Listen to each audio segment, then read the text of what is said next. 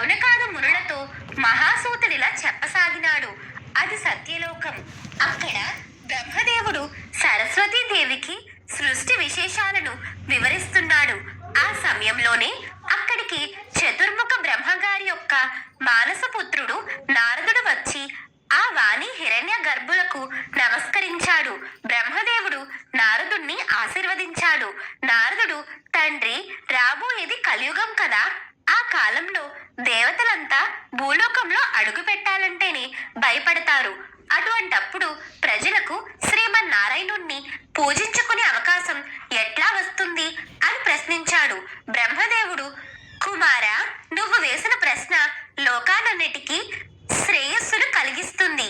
చాలా సంతోషం. ఆ భగవానుడు పరమ దయామయుడు కనుక తన బిడ్డలైన ప్రజలను వదిలిపెట్టడు కదా.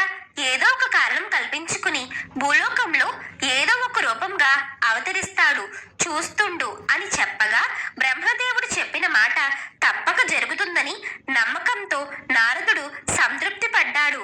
కొంతకాలానికి కలియుగం మొదలైంది. కలియుగంలో రాబోయే దోషాలను నివారించడం కోసం